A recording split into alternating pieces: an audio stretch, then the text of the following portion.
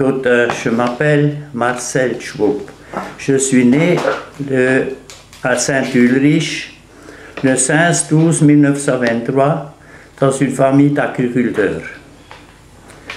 Alors, tout le monde se rappelle la guerre 40-45. Moi, j'avais 18 ans quand la guerre a éclaté. Alors, avec les années, en 1942, j'ai été mobilisé par la Wehrmacht des Allemands qui nous ont pris, que l'Alsace était affectée au Reich. Alors, on était mobilisés comme les Allemands. Alors, automatiquement, on a fait du RAD, ça veut dire qu'on travaillait pendant 3 mois, puis après, on était enrôlé dans la Wehrmacht.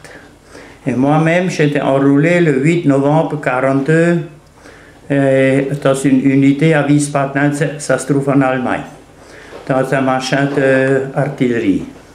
Pas tout. Un régiment d'artillerie. Un machin d'artillerie, et on a fait pendant 3 semaines les instructions là-bas. Et après 3 semaines, on nous a dit, tiens, les Alsaciens, vous vous mettez du côté droit. Et on était obligé de rester là parce que l'unité finissait ses études à Paris.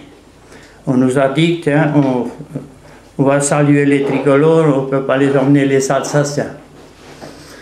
Alors, en fin de compte, on est resté là-bas et on a été envoyé dans une unité d'artillerie à Wiesbaden. Ça, c'était en Pologne. Alors, on a resté en instruction jusqu'en novembre 1942. Après ça, on a resté, non, jusqu'en 1943.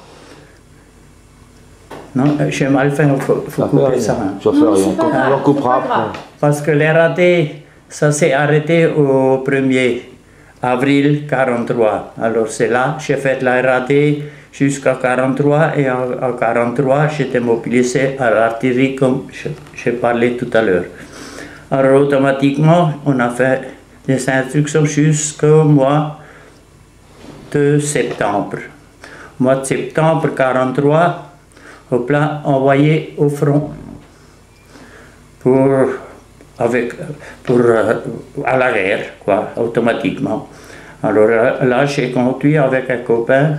Ouais, vas-y. Avec un copain, j'ai conduit un char. Il avait les chevaux. Derrière, on avait encore des chevaux attelés. À ce moment-là, pendant la guerre, les Allemands avaient encore des chevaux attelés avec les canons. On a passé l'hiver là-bas. Et ça s'est pas trop mal passé. On a perdu 2 fois les unités de canons qu'on a été ensevelis, et puis après ça s'est refait. C'était où ça? Ça c'était... Tu vas voir une seconde, où est-ce que ça a été ça?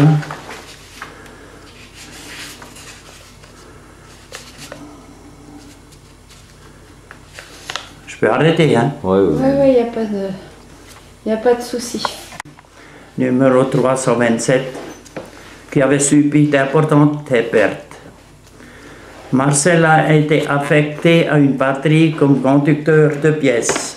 Alors je continue quand même comme ça. Comme conducteur de pièces. J'étais responsable à Noël. Les Russes ont déclenché une offensive qui ont d'ailleurs été stoppée rapidement. Le régiment a subi quelques pertes, en hommes comme matériel. Résultat d'un intense bombardement des arrières et notamment des pièces d'artillerie. Au début de l'année 1944, l'armée allemande a déclenché une grande offensive qui lui a permis de progresser une cinquantaine de kilomètres. Mais Ivan ne s'en laissait pas compter. L'armée rouge a contre-attaqué le même soir et les veillants artilleurs ont été repoussés dans leur ancien cantonnement. Cela paraissait naturellement une forte perte en hommes et en matériel. Le front a resté calme pendant 3 semaines suivantes. Bon, maintenant je suis alsacien. Non, il ne faut pas tout faire. Comme alsacien, parce qu'on était beaucoup d'Alsaciens dans ce régiment. Il y avait beaucoup d'Alsaciens qu'on était là-dedans, on n'était pas trop mal reçus. Et ce que je peux dire, question front, on n'était pas trop malheureux. On avait assez à manger, parce qu'on avait des cuistots qui faisaient le popote pour nous-mêmes, hein, pour les marchandiers, et puis ça marchait très bien. Il n'y avait pas trop de mal. Mais le fait d'être dans l'armée allemande, d'avoir été obligé d'aller dans l'armée allemande. Oui, à force. On était des jeunes garçons, moi j'avais 19 ans quand je suis rentré là-dedans. Il fallait suivre. Hein. Et si je me rappelle bien, au RAT, c'était assez serré. Alors, les Allemands, l'instruction pour l'armée n'était pas trop emmerdant, comme ils puissent dire. Ce que moi je peux dire, hein, on n'était pas trop mal perçu, que j'étais assez bien loti de ce côté-là, au front. Alors, automatiquement, après, où est-ce que j'en étais maintenant? Attends. Schau.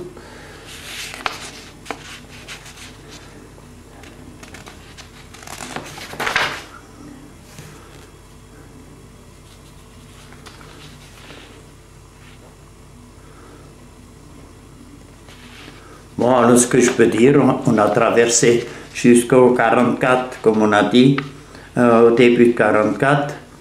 Il y a l'offensive du mois de mars, qu'on a encore subi une perte. On avait perdu tous les canons à ce moment-là, c'était autour du 15 mars.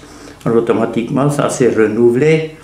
Et moi, à ce moment-là, je conduisais toujours avec mon copain Georges ce canon. Alors, moi j'y étais au 15 mars avec l'éclat Jésus.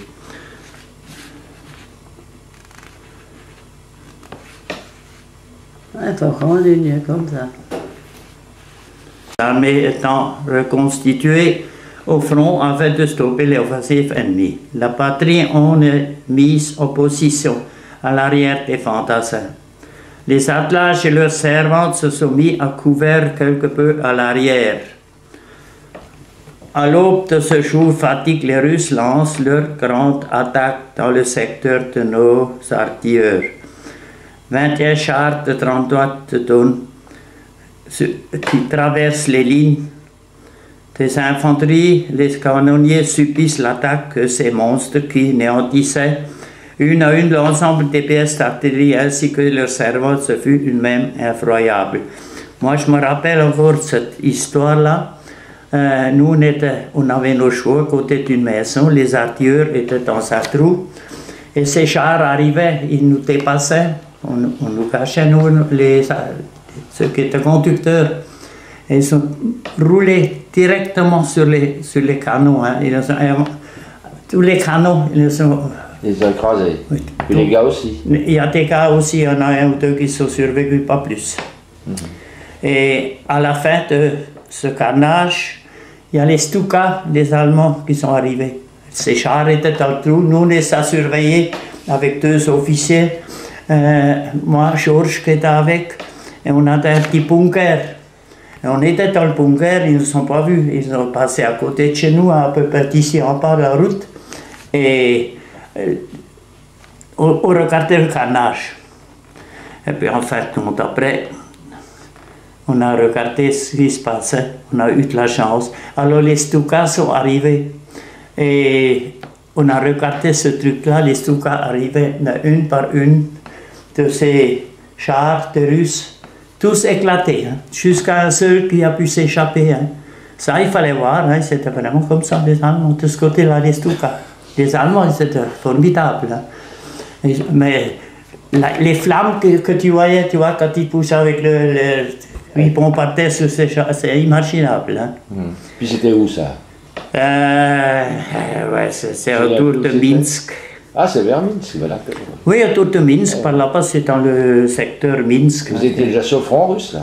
Oui, c'est le secteur Minsk, là-bas. J'étais le front milieu, qu'on appelait ça, où j'étais là.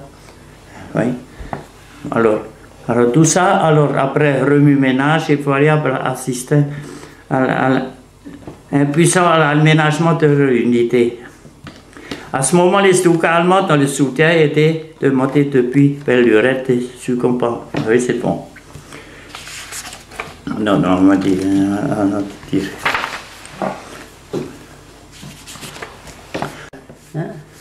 Quelques trucs, mais c'est parce que c'est de trop quand je bois avec un. Attends. Un jour, on me demande au bureau. C'est là, après ce coup-là, l'armée a nous reconstitué tout ça. On me demande au bureau.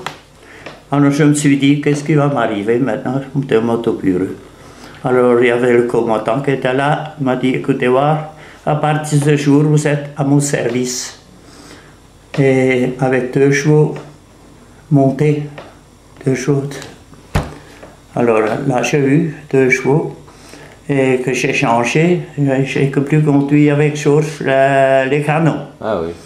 Alors j'étais autonome monté chez ce commandant. Et lui-même, il avait encore un sidecar à côté de ça. En été, il roulait souvent en sidecar et en hiver, on allait voir le front depuis l'artillerie jusqu'à là-bas. Alors automatiquement, j'étais à son service. Et au mois de juin, non, c'est au mois de mai, une fois le mois d'arrivée, on avait 9 mois de front. On avait un mois Permission. permission. Alors je suis arrivé en permission depuis la Russie jusque là et je restais à la maison jusqu'au 1er juin. Donc à ce moment-là, c'était occupé par les Allemands. Oui. Mais c'était occupé par les Allemands, oui. Oui, naturellement, on ne pouvait pas nous prendre parce que nous, automatiquement, normalement, si on veut prendre la vérité, nous en Alsace, on dit qu'on nous a vendus à Paris. Pétain nous a vendus parce qu'il n'avait pas le droit de nous prendre. Parce que nous, on avait des frères qui étaient prisonniers, qui avaient fait la guerre contre les Allemands en 1940. Et ils sont libérés, enrôlés de force et partis en Russie. Alors ça veut dire qu'il y avait même 2 frangins qui pourraient indirectement combattre l'un contre l'autre. Il y en a qui étaient au Maquis, l'autre était en Russie. C'était pas normal, hein, c'est un truc normal. Alors il y avait de tout en Alsace. Alors nous, les pauvres, on nous appelait les... Comment on appelle ça? Ouais, c'est pas grave. Hein. Et ici, comment les gens réagissaient par rapport aux Allemands? Ils étaient tous un petit peu du côté français, si on veut bien. Et il y avait toujours des... Parce qu'il faut croire que nos anciens parents, ils étaient allemands. Ouais. Ils étaient allemands, nos anciens parents. Ils étaient allemands. Ils ne connaissaient pas un mot de français. Hein? Comme mon père, il a fait la campagne de 14-18, comme celui d'Ulrich aussi. Il faisait la campagne 14-18. Alors, il y avait avec les Allemands? Oui. Alors il y avait des collabos qui étaient, parce que là, ça était plus longtemps allemand que français. Alors on trouvait des anciens collaborateurs avec tout ce qui se passait. Hein? Nous, les jeunes, c'était autre chose, hein, les jeunes. Ça, c'était autre chose, les jeunes étaient pourvus de ce côté. Et pourquoi qu'on a fait la guerre, on ne savait pas pourquoi. Pratiquement, on ne savait pas pourquoi. Hein? On n'avait pas d'ennemis derrière nous. On était pris dans l'engrenage avec les Allemands. Alors, bon, à ce moment-là, fini mon... Qu'est-ce que je peux dire? Ça, c'est quelque chose, hein. Enfin, j'étais à la maison un mois, juste au mois de mai. 1er juin, repartir au front. Alors, j'étais retrouvé mon unité. Et quand on a traversé la Pologne, on a entendu que maintenant que les Américains ont débarqué. On ne savait pas, hein? Moi je suis parti au 1er jour, 6 juin, ils ont débarqué. Et on était dans le train en allant en Pologne, parce que ça n'allait pas vite, hein? On n'allait pas tout de suite là-haut, d'ajouter à là-bas. Alors, on a entendu que les Américains avaient débarqué. Alors on s'est dit, tiens, c'est dommage qu'on n'est plus à la baraque. Hein. Hein, on aurait peut-être changé d'idée. Et c'était le dernier train qui rentrait encore en Russie, qui bloquait tout. Et tous les autres qui étaient après moi, ils les envoyaient au front français pour aller aider avec les Allemands, c'est normal. Hein. Alors moi j'ai rejoint mon unité, c'était la seule fois qu'ils étaient encore à la même place parce que le front, il voyageait tout le temps. Hein. C'était pas un front qui était stable comme à 14. Le front était, il voyage souvent. Alors on est arrivé jusque là-bas et ils étaient à la même place. Je suis arrivé au début, juin, juillet, après. Alors on était dans le bois, je me rappelle quand on était dans un bois, et autour du 14 juillet, les Russes ont lancé la grande offensive. Par haut-parleur, on les entendait, ils disaient, tiens, on va attaquer, au mois de juillet, on va attaquer la grande offensive. Et vraiment, ils ont attaqué la grande offensive.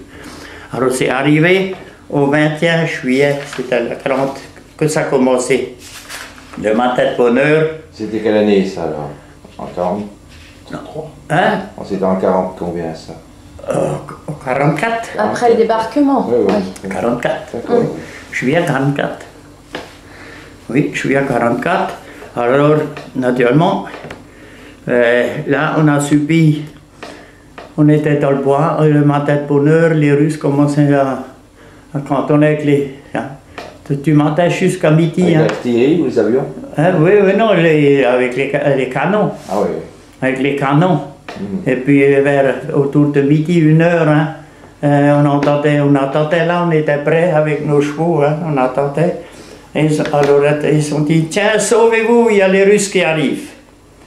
Alors tout le monde, hop, ceux qui étaient comme Chauche, tout ça, ils sont partis de bonne heure, hein, hop.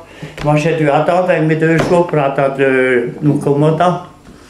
Alors il fallait pas que je parte, hein. Alors lui, il sortait toujours le dernier quand il y avait quelque chose. Les Russes arrivaient déjà de loin, alors d'un seul coup, il est venu, il m'a dit hey, monsieur Schwab, sauvez-vous, sauvez-vous, sauvez-vous, le Russe, je pars avec le sidecar. Alors moi, actuellement, je prends mes 2 chevaux, et hop, et enlevé. Et c'est là qu'on a marché pendant quelques jours, jusqu'à le front s'est stabilisé. Je crois que c'était 15 jours même. Hein. Je ne me rappelle plus que le front s'est stabilisé.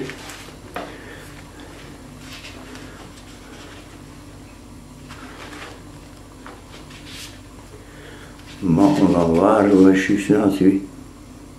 Grande offensive, c'était putain au mois de juillet. C'est bien là. Alors, bon.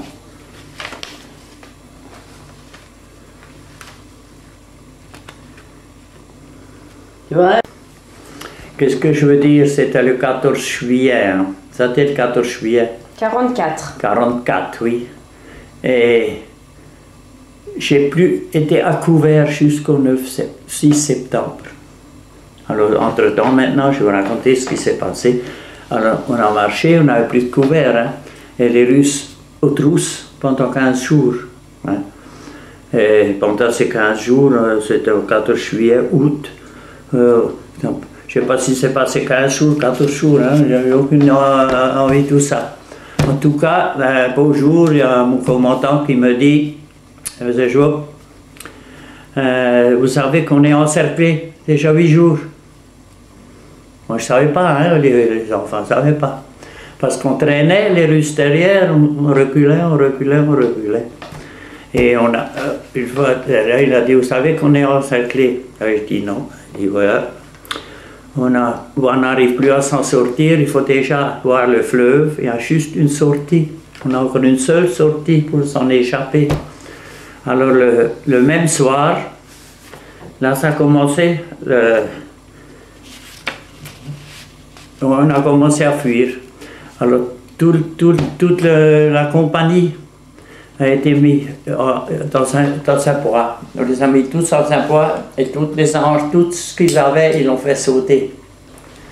Tu vois, pour que les Russes récupèrent rien. Oui, qu'ils récupèrent rien. Et nous, on était 20 bonhommes.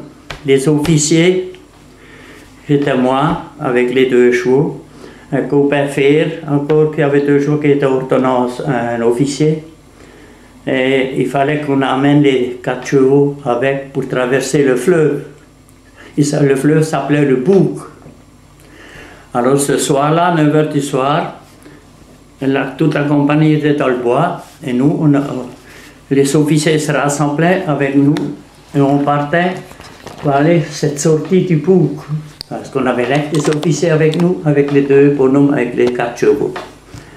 Alors là, on n'était pas jolis, je vous assure.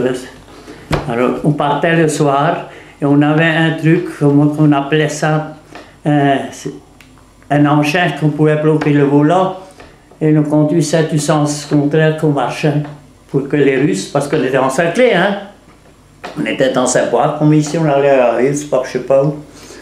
Et on l'a fait partir de l'autre côté pour tromper l'ennemi. Oui, et puis on est parti le soir à 9 h, on a marché pendant 4 heures si vous voulez. On a marché tranquillement dans cette forêt. Alors, à un moment donné, arrivé un petit ruisseau, même pas trop grand, hein, comme la Largue, là, tout ça, mais on pouvait traverser. Hein. Alors moi, je traverse, et mon copain, pas moyen, ces 2 jours, ne voulait pas passer. Alors, j'ai arrêté de l'autre côté, alors j'ai attaché mes chevaux, puis je suis à son secours pour les chercher de l'autre côté. Alors, à 2, on arrivait à les faire passer, mais une fois arrivé de l'autre côté, les autres... Tes chevaux étaient partis? Tout le monde était parti, et tu ne pouvais pas coller parce que les Russes pouvaient être à chaque moment.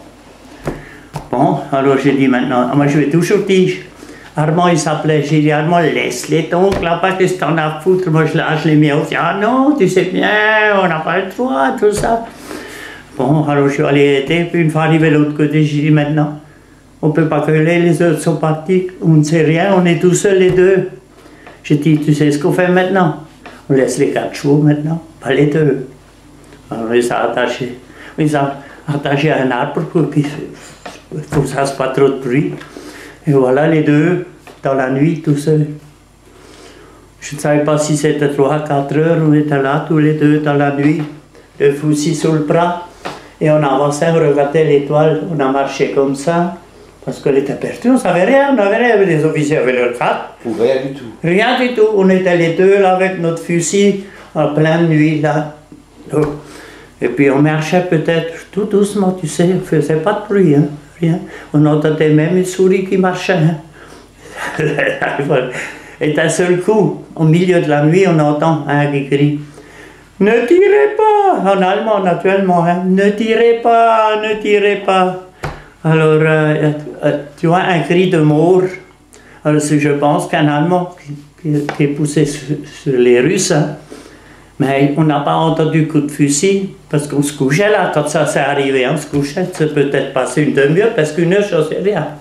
On était là couchés, on écoutait, puis on les avait comme ça, hein, naturellement. Alors on attendait, au bout d'un moment, tout était calme, on n'entendait plus le Russe, on n'entendait plus l'autre. On s'est relevé, on a dit, on continue. Mais je t'assure, je le dis, le premier qui se place devant moi, je tire. Comme ça, le fusil sur le bras, on avançait tout doucement, toute la nuit. Enfin, arrivé au bord d'un bois, tu vois, il y avait une sortie, on n'arrivait pas trop loin. Alors on s'est couché au bord du bois, comme c'était là le machin, on attendait. On a dit, on va voir ce qui se passe maintenant, on ne savait pas où on était sorti du bois, on ne savait rien du tout. Bon, à un moment donné, on rapprochait encore un peu plus, je dis, écoute, on entend murmurer.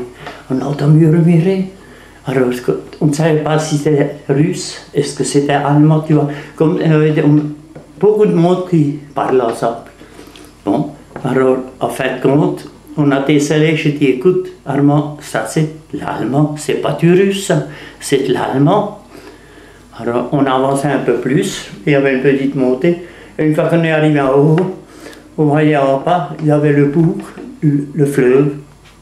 Et là, il y avait des milliers d'hommes qui attendaient pour traverser ce fleuve, parce qu'on avait dit, une fois qu'on est de l'autre côté, on est de nouveau. C'est là que les Russes ont fermé. Mais en fin de compte, après, on a vu que c'était plus loin. C'est là. Alors, ils ont bien dit, On a dû amener les chevaux. Les officiers nous ont dit, vous amenez les chevaux pour traverser le fleuve. C'est pour ça qu'on a dû emmener les 2 chevaux. Alors naturellement, les chevaux n'étaient plus là. Hein. Ah oui.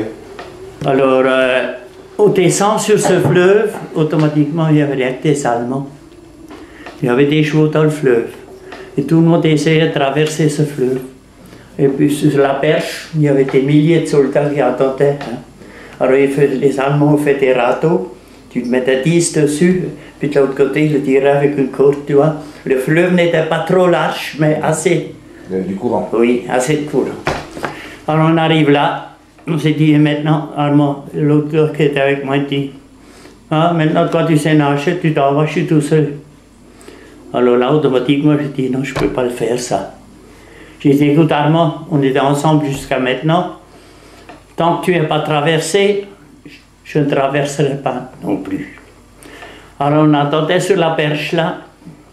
Alors le gars qui est venu et dit, écoutez, si tu me trouves une toile, je t'emmène de l'autre côté.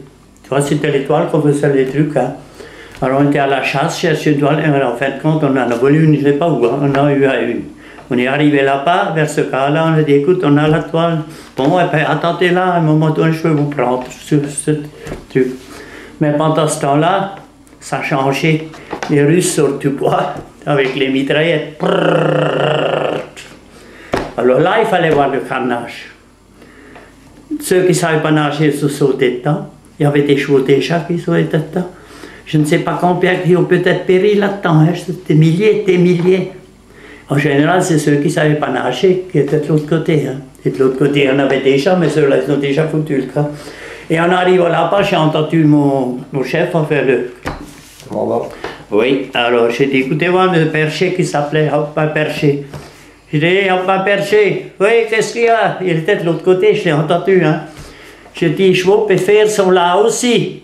Mais fer, c'est pas nager. J'ai dit, il me dit, prenez les chevaux. Il m'a raconté, naturellement, on aurait dû les emmener. J'ai dit, les chevaux, ils sont encore dans le bois. J'ai dit, ils n'ont pas pu traverser. Et de là, fini, on l'a plus, il a foutu le camp et on était de ce côté. Alors j'ai dit, parce qu'on avait tout enlevé, on n'avait plus de fusil, j'avais juste la chemise et la culotte. Tout ce que j'avais encore. Alors, à un moment donné, on a dit, qu'est-ce qu'on fait maintenant, Armand? J'ai dit, écoute, on reste là, on va aller au prisonnier, hein, parce qu'on n'a pas d'autre choix. Hein. On n'a pas d'autre choix, t'es là. Alors, il y avait le feu toujours, on s'est protégé en pas, il y avait des petits buissons. Et puis à un moment donné, j'ai dit, écoute, on va se rapprocher là. Mais le feu était tellement fort, on n'a pas pu aller. On voulait aller sur les prisonniers déjà. Et on attendait que ça se calmait un petit peu. La moitié, je ne sais pas combien qui sont morts là-dedans. Alors on a suivi le fleuve, peut-être 1 kilomètre. Hein. On est allé tout doucement, c'est tout recouché. Et puis après 1 kilomètre ou 2, je ne peux pas dire combien, on arrive à un endroit où les Allemands ont tiré une corde. D'un côté, ils ont attaché un arbre, ils avaient une corde et ils traversaient comme ça. J'ai dit, maintenant Armand, ne te demande plus rien. Tu vas là-bas, c'est une place libre, tu traverses. Hein? Pas de question. Alors, j'ai encore rigolé, j'ai encore enlevé ma montre qu'elle ne se mouille pas. Hein? Et en fin de compte, si je l'avais laissé au bras, elle ne serait pas mouillée. Et moi-même, je suis quand même traversé aussi comme ça. Je ne me suis pas allé à la nage, hein, jusque temps là. Hop, et mon Armand, il traversait avec moi.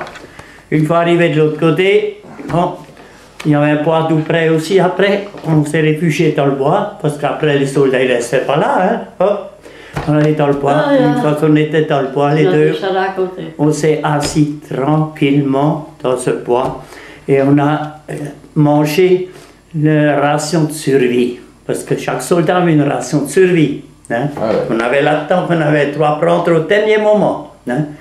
Alors nous, quand on n'avait rien à manger, déjà quelques jours, presque rien, on était encerclés. On a pris notre ration. J'ai dit, arrivera ce que voudra, on va déjà manger notre ration. On a traîné dans ce bois-là pendant 15 jours. Ah bon? Pendant 15 jours, et on rencontrait de temps en temps, tu rencontrais un Allemand aussi. Hein. Alors on s'est regroupés jusqu'on est arrivé à 300. Tous les jours on était un peu plus, on traînait dans les bois, on ne savait pas où on était, rien. Alors la faim nous poussait. Hein. Alors une fois qu'on est parti, on était 3-4, chacun, il fallait se partager hein, pour chercher la bouffe.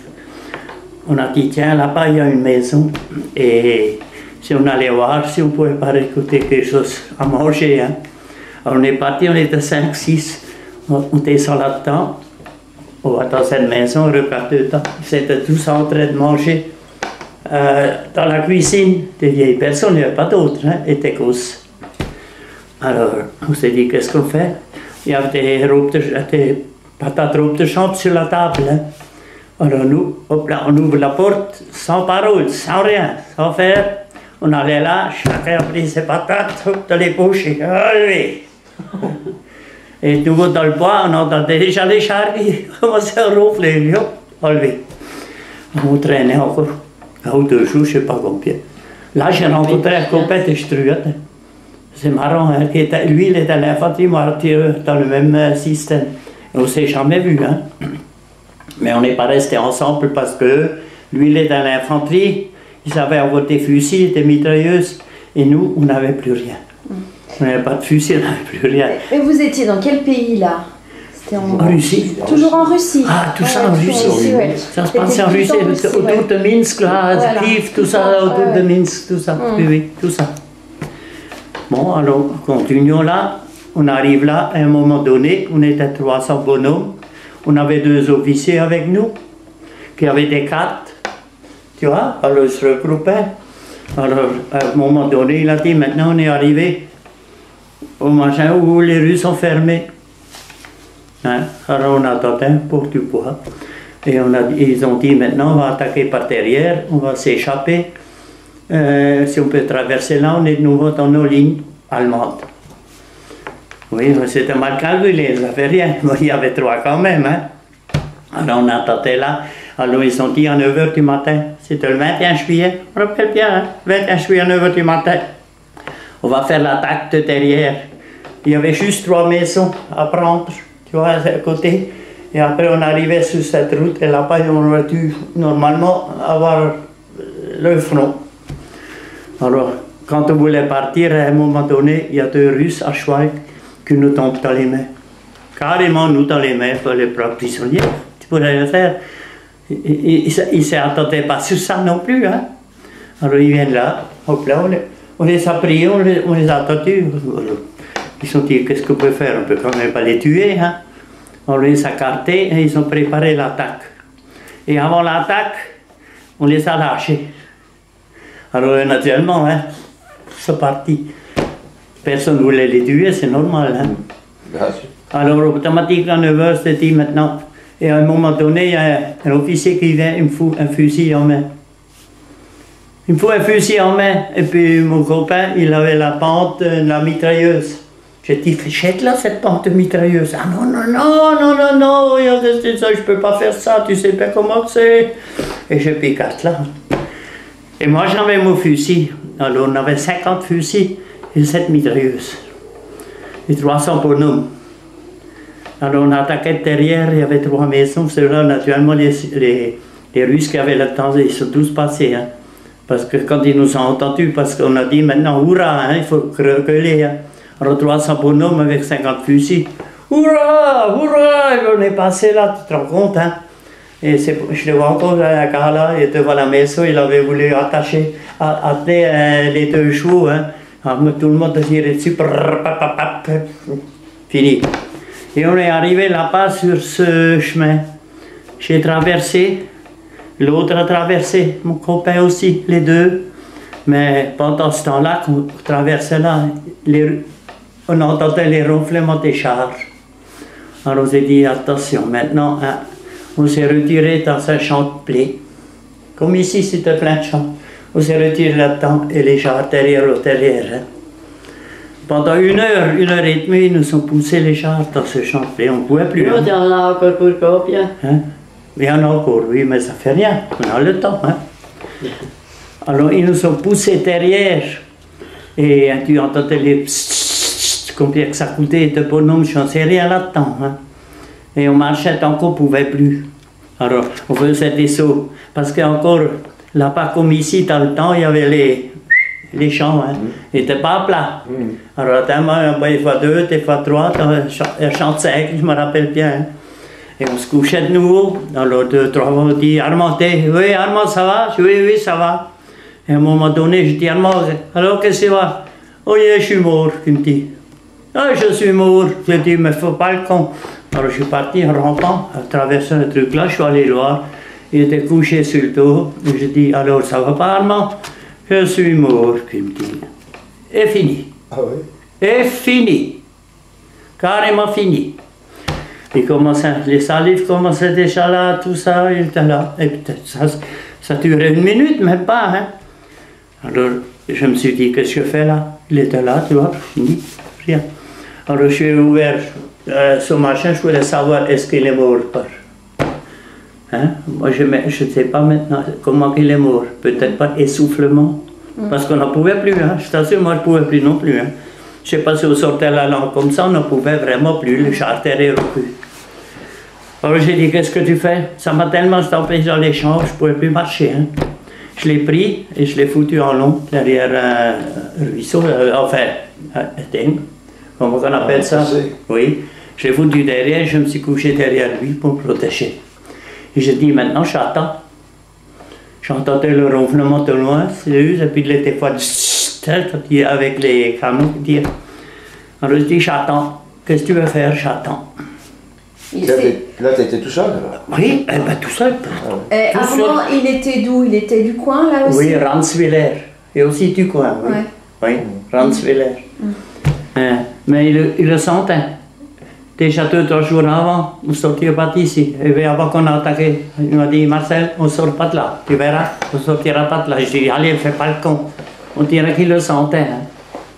Hein. Eh oui. Et j'étais allé les voir quand je suis rentré, ces champs-là. Hein. Ranswiller. Ils ne savaient rien non plus avant. Hein. Alors, j'étais couché là et j'attendais. Et ces chars-là, ils approchaient toujours plus près. Tu vois, le ronflement arrivait toujours plus près. Alors, comme le cingle était comme ça, moi j'étais couché, alors je me suis dit, tiens, je vais quand même voir où il est. Hein. Alors, je me lève un petit peu, t'as ce comme.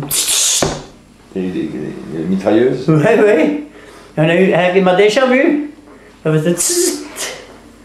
Bon, je me suis recouché et j'entends encore, mais le ronflement venait tellement près. Alors, je me lève, je le vois qu'il arrive directement sur moi, si je reste couché. Et j'étais obligé de me lever, je ne pouvais pas attendre qu'il passe à côté. Il était à 10 mètres, 15 mètres de moi.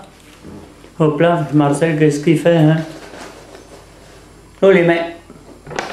L'autre s'avance jusqu'à peu près 5 mètres devant moi. Il y a le chauffeur qui sort du char avec une grenade allemande, hein, tu les connais. Grenade allemande, c'est pas les roues, avec le manche. Ils foncent sur moi. Et allez, il starte moi comme ça. J'attends. Alors je me suis dit, il ne peut quand même pas te tuer, mon Dieu, il ne peut pas me tuer. Tu sais, j'étais à moitié mort, hein. Avec la peur déjà, hein, dans le ventre. Alors là, il m'a foutu une oreille en l'air, hein, là. Elle est cassée, là. Et je saignais comme un cochon, rien que de ça. Et puis à un moment donné, j'entends dans le char un qui gueule. Hein, il a toujours tapé. Et après, il a arrêté de taper, et puis il voulait le revolver de l'autre qui était sur le char. Il lui a pas donné, hein. Il voulait le revolver, il a fait comme ça. Pour me tuer, c'est à mon col, hein. Je les connais encore, c'est mon col maintenant. Alors, je pense que j'ai entendu, il a arrêté de taper, lui, il n'a pas donné le revolver. Et je pense que c'était le commandant, hein. Alors, il a arrêté de taper, le commandant est dans le char, il fait comme ça. Tu vois ce que je veux dire, hein? Ouais. Hop là, monter sur le char. Je prenais là, hop, là, sur l'échappement. Hein.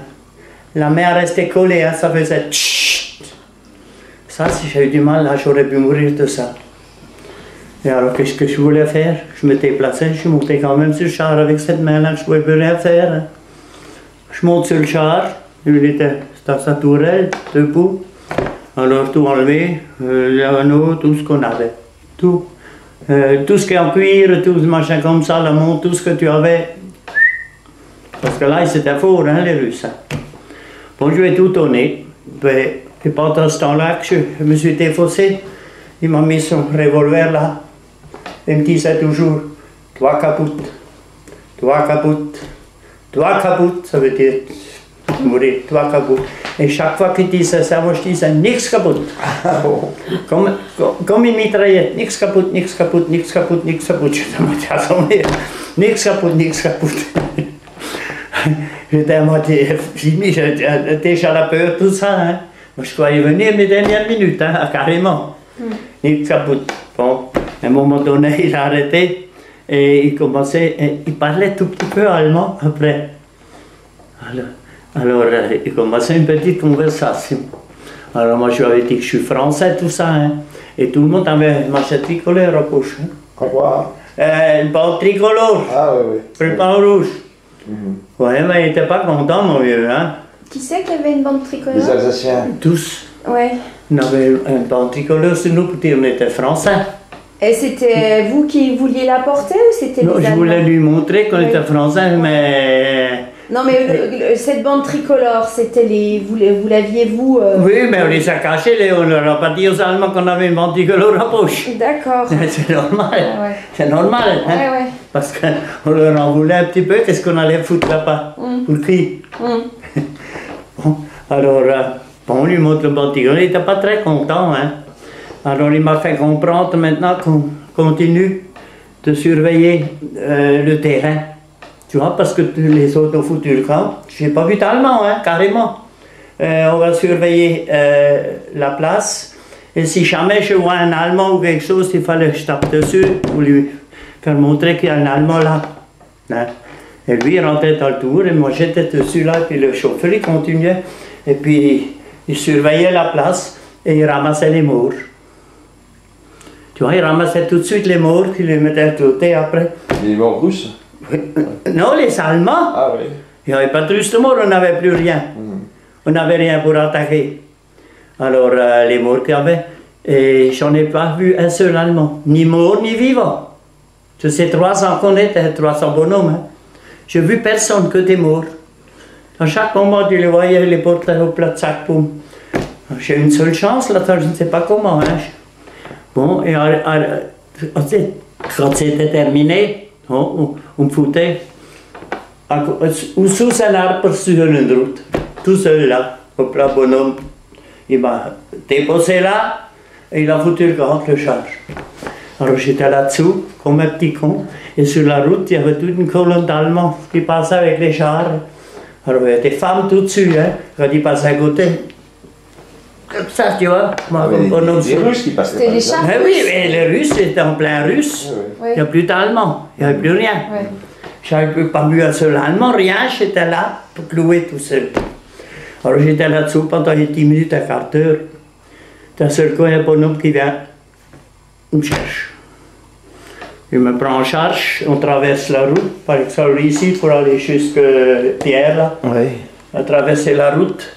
Et il me fait signe d'aller derrière la maison. Alors là, j'ai eu un coup, je ne sais pas comment, hein. J'ai dit, tiens, il va donner le coup de grâce là derrière. Et je ne voulais pas marcher. Tu vois, j'avais un instinct. Maintenant, tout seul là, il me cherche là, tout derrière la maison, parce qu'il me donne le coup de grâce. Alors je me suis dit, bon, le coup de grâce dans le dos, il fallait que je marche quand même. Et une fois arrivé au coin de cette rue, j'ai vu qu'il y avait un autre Allemand qui sont en train de, enfin, comment on appelle? Négocier? Non, pour de monter d'où il venait, ce qu'on avait. J'ai eu 3 aussi, 2 fois. Bon, alors, quand j'ai vu ça, ça m'a de nouveau réveillé. J'ai dit, tiens, c'est pas le coup de grâce. Il veut nous demander ce qu'on était, nous demander qu'est-ce qu'on avait comme fusil, qu'est-ce qu'on avait comme notre régiment, tout ça. Alors moi je l'ai expliqué parce qu'il y avait un air de prêtre, hein, chaque fois. Alors je lui ai expliqué qu'on voulait seulement traverser derrière, qu'on ne voulait pas attaquer, hein, juste ça. Bon, une fois ça, on nous met les deux de nouveau sous cet arbre. Alors on était deux. Je ne sais pas d'où ils sortaient, ils étaient tout. Et puis on restait là pendant une demi-heure, les deux, on était là, comme des petits cons, les autres passaient. D'un seul coup, il y a le char qui s'arrête devant moi, qui m'a fait prisonnier. Il s'arrête à côté de nous, le commandant. C'est un commandant de temps, il descend, il me dit, un petit Allemand comme ça, si je voulais aller avec lui dans son cantonnement à la cuisine. Oh, je dis oui. Ah ben, je dis oui, qu'est-ce que vous voulez que je fasse? Je monte sur le char, l'autre, si j'arrive à l'autre, je sais rien.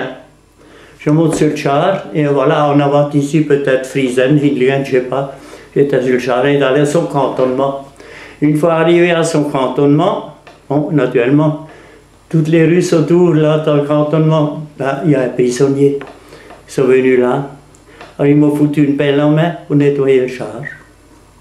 Avec une main, je ne pouvais rien faire avec cette main. Bon, alors je nettoie ce char, je ne sais pas combien de temps que ça durait. Hein. Moitié mort, hein. Naturellement, cette merde qui avait dans les chenilles, tout ça. Une fois qu'ils en avaient assez, je ne sais pas comment. Alors, je me suis mis assis là à côté. Il y a le commandant qui a donné l'ordre, qui me cherche du pain, du lard et de l'eau. Alors, j'ai reçu une camelle d'eau, un pot de lard et une miche de pain. Et comme j'avais fait. Alors, il me regardait comme des contours, hein. J'étais assis là, j'avais toute une pente là, alors tout ça. Moi j'étais là, comme un petit con, et je mangeais, j'avais fait. Alors un jeune qui s'appelait, qui se rapproche de moi, un étudiant je pense, il savait le français. Et l'allemand qui savait. Alors, il a commencé à discuter avec moi. Il a dit, vous avez eu une chance que vous êtes tombé sur ce commandant. Vous êtes le premier prisonnier de cette guerre qu'on a fait. Ah bon? Et je ne mens pas, hein. Je ne mens pas, c'est ce qu'il m'a dit ce jeune, hein. Parce qu'on ne fait pas de prisonniers, les gens n'en ont pas fait, hein. Ils n'avaient pas le temps. Vous êtes le premier prisonnier qu'on a fait. Et vous avez eu de la chance que vous tombez sous ce commandant parce que c'est un cas comme ça qu'il dit. Alors je voulais lui expliquer d'où je venais. Je dis, je viens un compris faux allemand, et un département à côté là, c'est l'Alsace, si c'est pas ce que c'est ça. Alors, zéro. Je suis un Allemand. Fini, hein? Zéro. Je voulais lui faire comprendre, mais malheureusement, non. Alors, j'ai resté 3 jours chez eux là. Et il m'a fait dire tout de suite, hein, le premier jour, il a dit, si jamais je dois aller pisser ou à l'intérieur, que je n'y vais pas tout seul derrière une maison parce que si un autre officier me voit, et tu risques de te faire descendre. Alors chaque fois il fallait que je demande un truc comme ça. Bon, après le 3e jour, j'étais là-bas, je n'étais pas à mon aise, hein, je te dis carrément, je n'étais pas complètement à mon aise. Il revient le commandant avec ce jeune. Et il a dit, bon, il fallait qu'il me dise si je vais rester chez eux ou si je vais aller dans 5 ans. Prisonnier. Moi je dis, ça c'est un peu con, hein. Comme tu me demandes ça, tu vois, vraiment. J'osais pas pour pas dire que ça me plaît pas chez eux, hein. Tu comprends ça, je n'osais pas lui dire. Ah ouais. Alors j'ai réfléchi, je dis, qu'est-ce que je vais lui dire là? Alors je pensais, je dis, écoutez, si je peux rester toute la guerre chez vous, je resterai ici. Je dis, je suis bien chez vous comme ça. Mais si je ne peux pas rester, je préfère aller au camp, peut-être je rencontre un copain, vous savez ce que c'est, hein, on est jeunes, tout ça. Alors il réfléchit, là, le commandant. Ça vaut mieux pour vous d'aller dans 5 ans. Hop là. Un camion qui s'amène, Marcel monte dessus, et voilà parti des bonhommes étrangers. Et on roulait vers le front. On roulait vers le front et pendant qu'on passait, il y avait des blessés qui venaient du front avec des voitures et qui me faisaient comme ça. Et moi j'étais une petite camionnette, venait là qui était blessé. Alors automatiquement ils ont fait. Hein, T'as toujours l'uniforme là? Là oui, naturellement c'était un soldat les autres. Moi j'étais là en uniforme allemand, enfin j'avais rien que des chemises et culottes, j'avais plus rien. J'avais ma chemise et ma culotte. J'avais une culotte qui était garnie avec Du cuir? Oui, du cuir parce que je faisais partie des choses. Oui, il y avait tous des culottes comme ça. Bon. D'ailleurs, ce truc-là, après je regardais, ben, je l'explique. Bon, alors on allait vers le contre le front. Et une fois arrivé vers le front, il y a l'ordre de Staline qui est en train de tourner. Et il fallait attendre devant la porte, juste il faisait clair. Alors, entre-temps, ils nous ont autorisé parce que ceux qui étaient à Tampov avant nous, ceux qui étaient au bois, ils avaient toujours le droit d'emmener des branches. Alors il y avait quelques branches aux alentours du camp et nous a permis de faire du feu parce qu'on arrivait le soir, c'était au mois de novembre, hein, et on grelottait. Je dis, moi j'étais en chemise et pieds nus. C'est un camp où il y avait aussi des Allemands et des Alsaciens, les deux? Non, on est arrivé à les 18. Oui, mais sinon les autres, c'était... Oui, c'était mélangé, seulement la plupart, c'était des Alsaciens, Lorrains, luxembourgeois. D'accord. Luxembourgeois. C'était le camp, on appelait ça les camps français. Mais il y avait quand même, il y avait des Roumains, il y avait une baraque de Roumains, il y avait une baraque d'Allemands, mais la plupart c'était des Alsaciens. Et ils s'appelaient ça le camp simplement des Alsaciens. Seulement ils ne pouvaient pas mettre tous, il y avait des autres camps qui étaient pas aussi mieux que nous. En fait compte, hein. Ils avaient aussi des morts comme nous. Bon, arrivé là-dedans, la sauna, ils nous ont donné des habits. Et dans les baraques, ils sont partagés dans les baraques où il manquait, on était partagés dans les baraques. Et puis là, ça a commencé le matin. Le matin, il y avait un bout de pain. Midi, une soupe, enfin c'est une soupe au poisson ou une soupe aux choux, hein, plus tôt que de choux. Bon, d'accord. Et le soir, pareil. Et c'est tout ce qu'on avait. Hein. Le pain, on disait toujours, le pain c'est 600 grammes. Hein. C'est beaucoup 600 grammes. Hein. Ouais. Mais ça faisait un bout comme ça. Et pas comme ça. Tu vois, c'est lourd. Ben, on s'est toujours dit, vous avez 600 grammes de pain, c'est vrai, hein. Tu réfléchis. C'était des petits bouts là. Pas grand chose. Alors, ça c'était notre journée quotidienne. Il y avait des commandos. Alors on arrivait à l'hiver tout doucement. Hein. Alors il y avait des commandants qui allaient chercher des choux dans les wagons. Et il y avait des commandants pour aller au bois, ça c'est le plus. Et puis il y avait les commandants corvées chaudes. Si tu marchais pas au pas ou tu pissais à côté de la baraque, des trucs comme ça. Alors si tu te fais choper, tu avais 3 colliers de chaudes. J'ai fait 15 jours aussi. Et c'était pas justifié par le marché, c'est ça qui m'a fait mal au cœur. Mais ça arrive hein, de temps en temps. Je me suis excusé chez le chef de baraque et il ne m'a pas signalé. Et mon nom était signalé, puis après, il ne voulait plus rien savoir. Bon, alors on passait l'hiver comme ça, avec moins 30, moins 35, tous les 2 jours, on allait au bois. Et on était comptés avant de sortir au camp. On avait déjà 1 heure d'attente aux portières pour nous compter.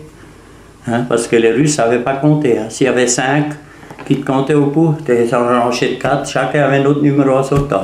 Hein. Pas moyen de trouver une entente. Hein. Et puis en fait, quand ils ne savaient plus rien faire, tu entendais. Alors nous faisions exprès de parler. Hein. Alors, dès que tu parlais, il était foutu. Hein. Tu ne savais plus rien. Alors on se parlait entre nous, on rigolait, tu vois. Alors tu allais au bois, et là-bas, il y avait des bûcherons qui coupaient le bois. Et nous, on sortait des stères de bois, de l'intérieur jusqu'à la route, tu vois, sur le dos, avec des gamins de 1400 qui nous quittaient. C'est eux qui nous, à Tampov, qui nous gardaient. Et ça, c'était le plus mauvais, les causes, tu sais, ces causes, hein. Moi, je suis quelqu'un, hein. Ils avaient des fusils? Hein? Ils avaient des fusils? Ben oui. Ouais. Ils étaient en uniforme? Non? Non, mais ils étaient habillés, parce qu'en Russie, les causes, ils allaient souvent, ils étaient soldats à 1413 ans, parce qu'ils n'avaient rien à bouffer à la baraque. Alors, ils avaient souvent des causes comme ça. Mais à la fête de l'année, à la fonte des neiges, hein, il fallait voir, il y avait des flaques, parce que les routes, il n'y en avait pas. Hein, des chemins de terre, puis avec des flaques d'eau. Alors ces causes-là, ils se mettaient, si on se pétait avec les flaques d'eau, ils se mettaient de chaque côté, il fallait passer 2 temps, pas faire comme ça. Hein. Il fallait marcher 2 temps.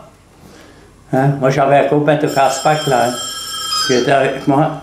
Couple, pas moyen, alors de chaque côté il y avait un jeune là, alors si tu passais pas de temps, tu avais la crosse dans le dos. Hein. Alors il y avait un copain de casse-pack qui était avec moi, on était toujours ensemble. Alors il m'a dit, Marcel, si je sors ma poche, et Alors là, je lui envoie une, il ne se lèvera pas pendant un jour. Alors je me dis, écoute, laisse ta main dedans parce que ça ne sert à rien. Parce que tu penses. Alors on rigolait, hein. Il était un rigolo, il n'est plus en vie là, le Hartmann aussi. Ouais, ouais. C'est un petit rigolo, hein. Alors, avec ici, j'enlève mon mettre en bouche. Bon, passons là-dessus. Alors on allait au bois. Et c'était pas marrant. Et à 4 heures, on rentrait, on avait notre petite soupe d'1 litre, froid. C'était le midi. Qu'est-ce que vous voulez faire? Alors on avait droit quand même à une branche pour se chauffer. Parce que dans les baraques, il y avait un gros four derrière. Ouais. On pouvait chauffer avec des branches, tout ça. Hein. Seulement, tu n'étais pas obligé de chauffer parce que avec autant de monde là-dedans, avec ding, hein, il faisait assez chaud. Oui, d'accord. Oui. Oui, et puis les punaises, et puis tout ça, Ça devait être humide. ça chauffait aussi. Ça devait être humide. Ben oui, ça rentrait dedans. Hein. Il y avait des troncs d'arbres dessus avec un peu de terre. Ah, c'était sous terre? Tout sous terre. Ah, ouais. Attends, je te montre les paras. Tu coupes? J'ai quelque chose là où on était, bon, on avait de la soupe au froid le soir quand Oui. on rentre. Hein. Bon. Alors on avait un four là pour se chauffer et on pouvait rentrer tous les soirs quand on venait du bois avec des branches. Ouais. Mais on n'avait pas besoin de chauffer parce qu'il faisait assez chaud. Dans ces baraques, avec le monde qu'il y avait là-dedans, et celui qui se traînait autour du four, c'était un homme malade. Ah, En oui. général, si tu voyais un gars là qui se chauffait le soir au four, il n'avait plus pour longtemps. On disait toujours, il n'a plus pour longtemps le pauvre. Ah, ouais. Et ils finissaient tous comme ça. Hein. Dysenterie, la gale, tout comme ça. Hein. Tous. Oui. Bon. Alors, arrivé le printemps, avec tous les ennuis qu'on a eus là-dedans, hein, c'était pas du gâteau. Tous les matins, on avait des morts. Avec la Proverca, il y avait tous les matins du mort. Il fallait sortir. Ouais, mais il fallait les emmener dehors. Dans les baraques, tu savais jamais le matin s'il y avait 3, 4 ou 4 morts. Hein? Parce qu'il y avait des baraques de 400 pour nous. Nous, nos baraques étaient plus petites, dans les 200. Mais dans les grandes baraques, il y avait toujours eu des morts. Hein? C'est assez grand, il y avait de lanchers avec des baffes. Là, je dois l'avoir quelque part après. Et quand tu voyais que les gars là traînaient, c'était fini. Et les grands malades, ils allaient à Kirsanov, c'était à 40 km, c'était un hôpital. Ça s'appelait Kirsanov, mais c'est très rare qu'il y en ait qui revenaient. Ah, ouais. Parce que c'était les grands malades. Les autres mouraient tous à Tambov.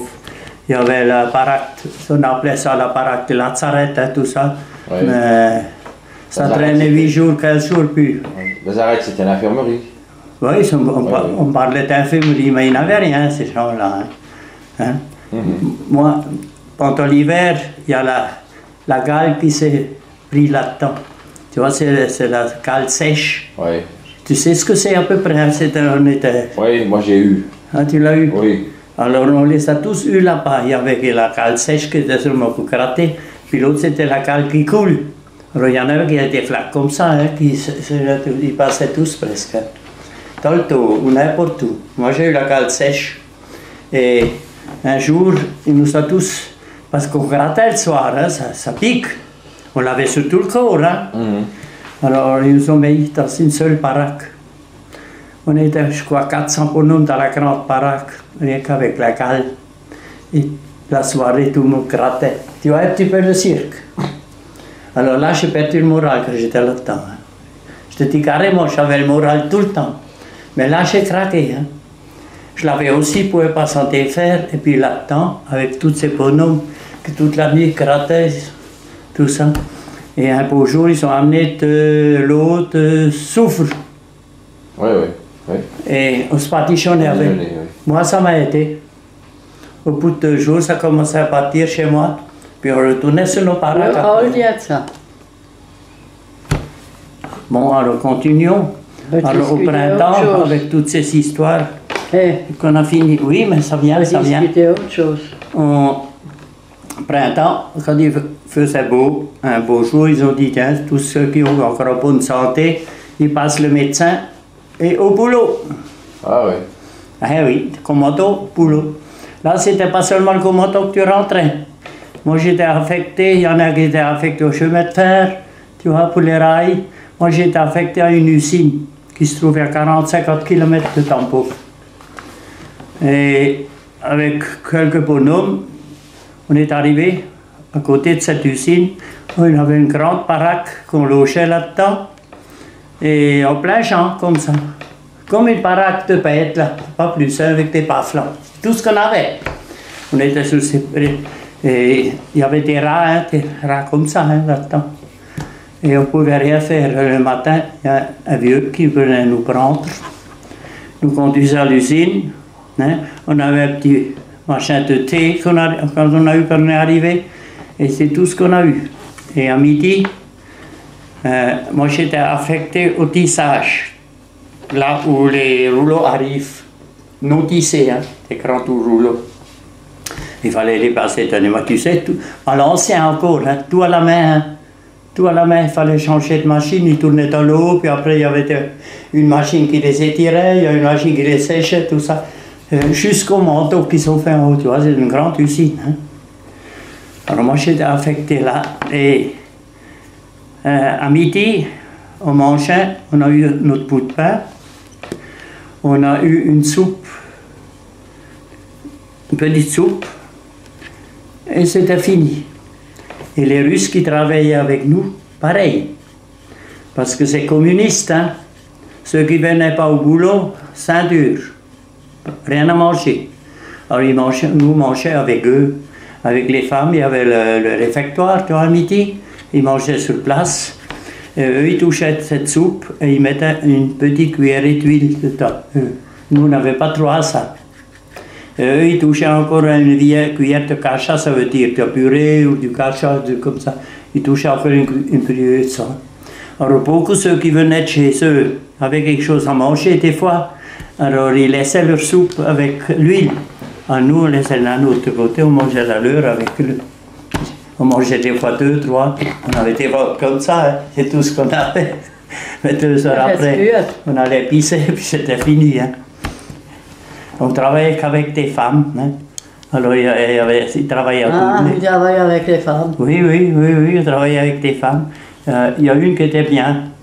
Mais l'autre, c'était une vache, une petite rouquine. Hein. Elle était toujours derrière nous. Non, elle était vraiment vache. Hein. Elle poussait toujours parce qu'on faisait leur production. Hein. Hein? Alors, toujours là, elle était derrière. Pista, pista, ça veut dire vite, vite, vite, pista, pista. Alors moi je répondais. Plaisir maintenant à raconter. Alors je dis, là que je mange, capusta. Alors capusta c'est choucroute, hein. Chou. Alors je dis, là il y a des chou, pas pista.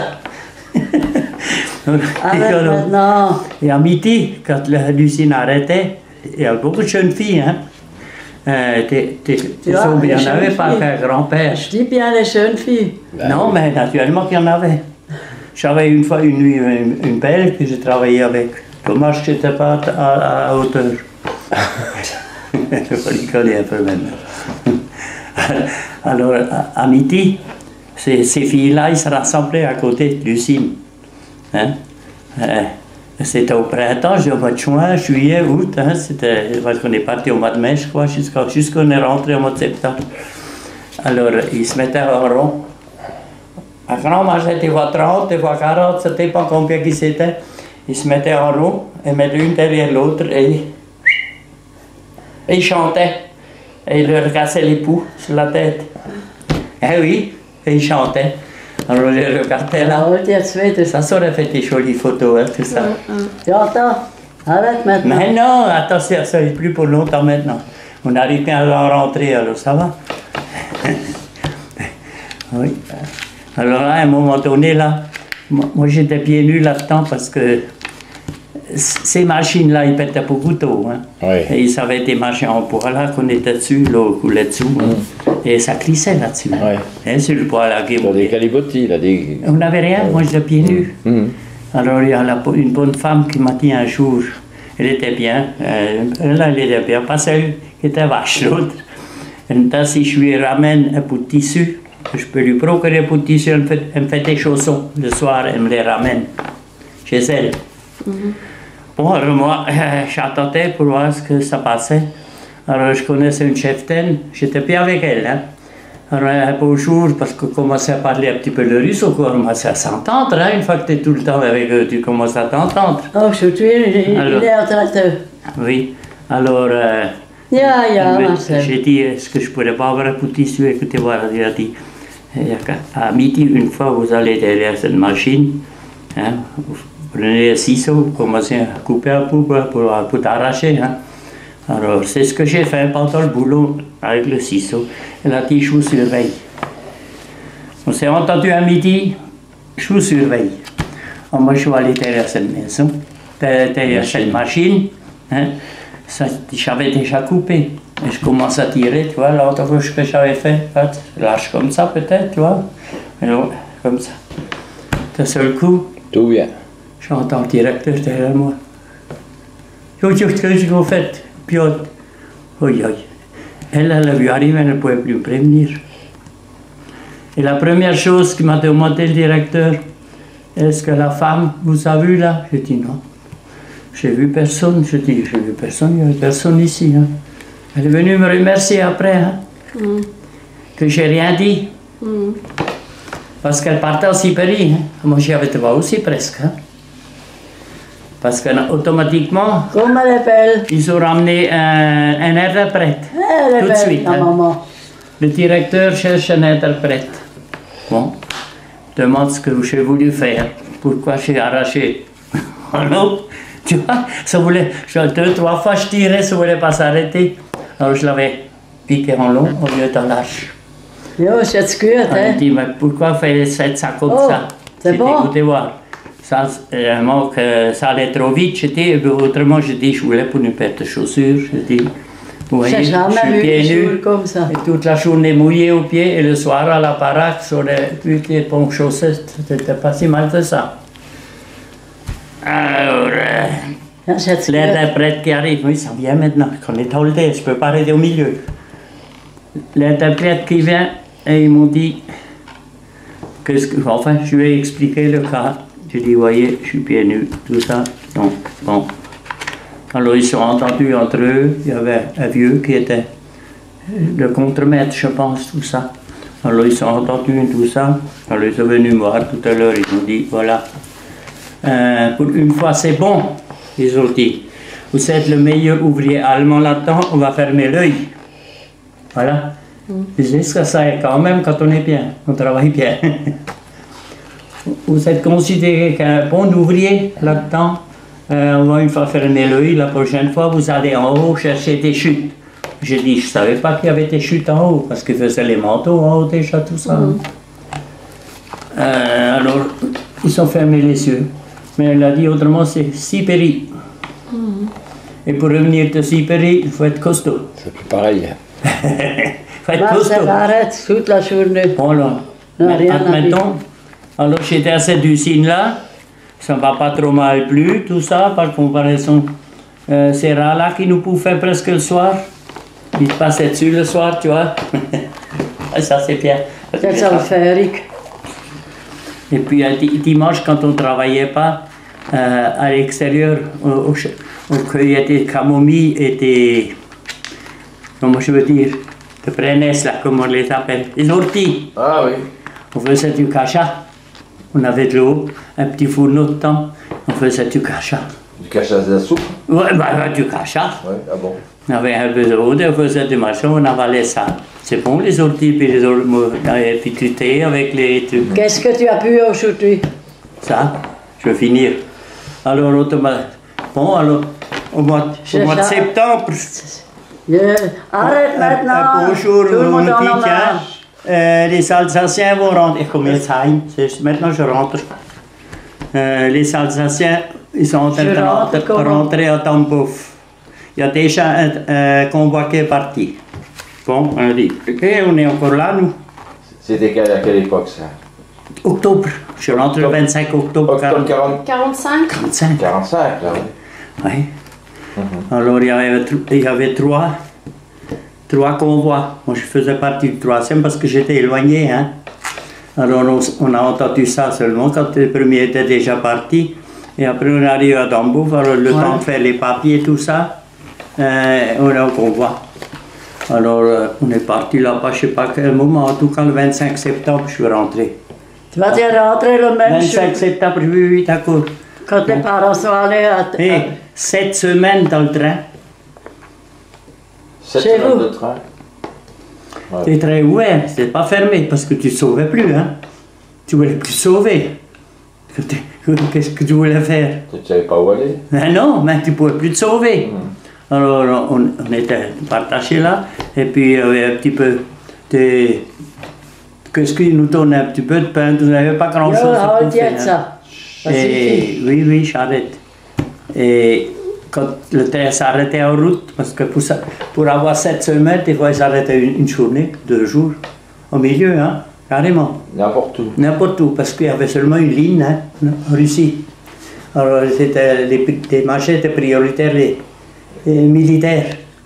Ils ramenaient toute l'Allemagne, si tu voyais passer les trains, hein, il y avait tout dessus, hein. Tous les meubles jusqu'à l'intérieur. Ils ramassaient tout sur l'Allemagne, hein. Et c'était tout de suite après. Oui, oui. Et nous, on circulait quand c'était... Qu'est-ce qui t'a pris aujourd'hui?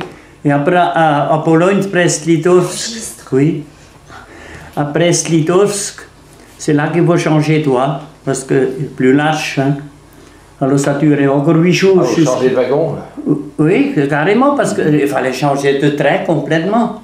Là, ça a encore duré 8 jours, tu comprends? Alors, un foot poste, quand ils s'arrêtaient en route, en plein race campagne, nous, des centaines, on allait cueillir des patates. On a ramassé des champs de patates, les personnes étaient dessus pour alléger les patates, le train s'arrêtait, les prisonniers descendaient, hop là, tous, et puis à côté du train, on faisait la popote. Et qui cherchait de l'eau, l'autre cherchait du poids. Yo, ça suffit maintenant. Et c'est là que j'ai trouvé. Hé, C'est là que j'ai eu ma dysenterie à cause de ça. Ah oui? On un avait- chef-quête. À Francfort, quand on est arrivé, au bout, on avait encore Tu des vois patates comme il à écoute? faire. Oui, je Quand moi l'écoute je pas. dis, c'est fini. N'arrête pas de faire quelque chose dans la tête. Hein. Mais j'arrête maintenant. Ça suffit. Et c'est là que j'ai chopé ma dysenterie. Parce qu'on a trop mangé. Ah, vous avez trop mangé? Oui, il fallait débarrasser, tu vois. Et je me rappelle encore bien parce qu'il fallait se déplacer de juillet sur les pieds, que je regarde maintenant, je ne parle pas joli. Et c'est là que ça C'est commence. bon, maintenant. Là, ma dysenterie a commencé à Francfort sur l'Oder. Ça enregistre. Hein, ça enregistre là. C'est fini bientôt. Toi, t'es dessus aussi maintenant, Ouais. hein, tu fermes ta gueule. T'es dessus, hein? Ouais. Alors, c'est là que j'ai chopé ma chasse. Alors, en rentrant, on est arrivé à Francfort, Et puis, 2 jours dans une caserne. quand Et là, j'entends parler comme ça. On nous a changé. T'as même pas pris ça. Les Anglais nous ont pris en charge là-bas. Les Russes, on Ja, est jetzt venus en Deutsch. camionnette jusqu'aux frontières. On a même caché encore des femmes avec des gosses derrière nous, tu vois, avec la camionnette, c'était défendu parce qu'il y avait des femmes de l'autre côté qui voulaient venir de ce côté-là. De l'autre côté de... Oui, ben, le côté russe. Ah, ouais. Hein? Alors, ils voulaient venir de ce côté, on voulait se cacher. Même en prisonnier, on faisait pas semblant même. On dit, hop, derrière. Et alors, on restait 2-3 jours chez les Anglais, voilà, pour nous faire dépouiller des poux. Ah oui. Première chose, hein. Dépouiller C'était où des ça alors? Francfort Ah, sur Francfort. Oder. Mhm. Oui, c'est là qu'il y avait l'échange. Mhm. Mais je peux pas m'arrêter comme ça, là. Ah, pourquoi pas? Ça enregistre. Alors, c'est là qu'ils nous ont donné.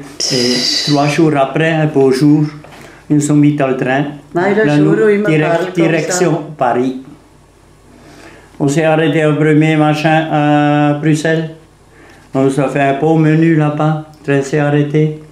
Et on a mangé là-bas. On a eu un paquet de Croix-Rouge. Mais j'étais tellement malade, je ne l'ai même pas emmené.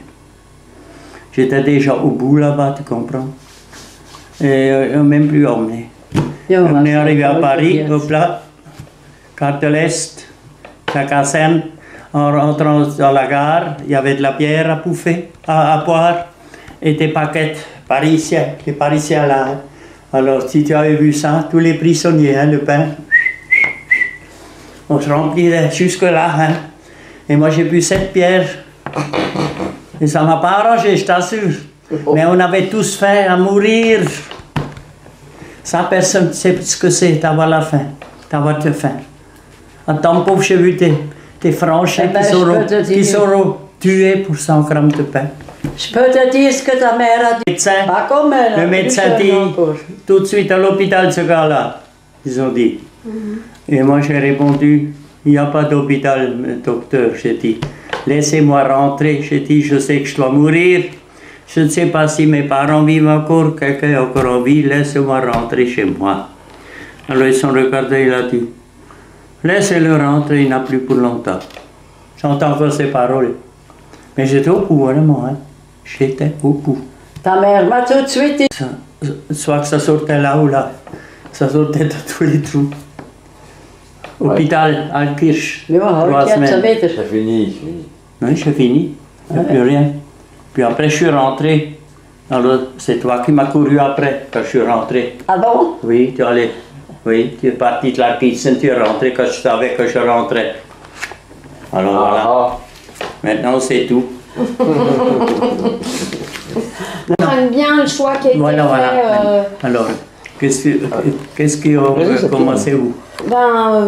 Comment est-ce que vous Ben, êtes parti? écoutez, je veux dire, écoutez, je veux te parler comme ça. L'histoire des Alsaciens pendant la guerre, 39-45. Si personne ne sait ce que c'est, je peux vous raconter l'histoire des Alsaciens lorrains. En 40, quand les Allemands sont arrivés, on a été occupés comme le reste de la France, exactement pareil, comme le reste de la France. Hein. Et puis en 42,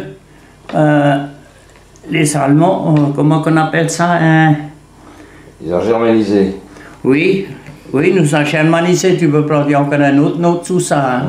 Et on nous a germanisé, on ne nous a pas demandé le reste. Et nous, les Alsaciens, on a toujours dit c'est Pétain qui nous a vendus parce qu'il n'avait pas le droit de nous laisser aller faire 2 guerres à la suite. Ça, j'ai jamais fait tout ça. Hein. Alors, automatiquement, avant la guerre, il y a beaucoup d'Alsaciens lorrains, au lieu d'aller en Russie, ils sont partis en Suisse. Et ces gens-là, quand ils sont partis en Suisse, et les parents, ils étaient déportés. Hein, toute la famille a été déportée, c'est un gars qui est parti là-bas. Moi, personnellement, j'avais 2 frères et une sœur et mes parents. Alors, je voyais, je me suis toujours dit, je vais souffrir pour eux, au lieu que vous passez. Alors, il y a des autres qui étaient mieux placés, comme Ulrich et Marcel. Ils savaient que leurs parents, il n'y avait plus de sœurs et frères. Ils ont pu échapper. J'ai eu de la chance que je suis revenu, mais il y a des parents là, de ceux qui sont partis en Suisse, qui sont morts en Allemagne pour la déportation. Voilà, oui, c'est à peu près tout ce qu'on peut dire. Il y a encore des autres choses actuellement. Il y a encore autre chose à dire. Hein. Et Hitler, vous en aviez entendu parler? Ben oui, mais on avait les lois allemandes, carrément les lois allemandes. Hein. Il fallait qu'on se plie. Dès que tu faisais quelque chose travers ces Schirmeck ou en concentration, tout ça, hein, non? On était considérés comme les Allemands. Il fallait suivre leur truc, tous les trucs. Ça. Mais Une fois que tu es dans une armée, tu n'as pas envie de perdre. Ah oui, qu'est-ce que tu veux? Ah oui. Tu ne pouvais rien faire. Ouais. Celui qui ne marchait pas, c'est les parents qui prenaient le coup. Hein. Même. Et voilà, alors fais tes commentaires. Et puis après... Attends, tu filmes toujours là? Ah bah, Les esquisses, je sais pas, ça va faire petit, ça... Non, arrête! Ça ou quoi? ouais. Banque des morts. C'est marqué dessus ce que c'est. Hein. Ouais. C'est les dessins de tambour.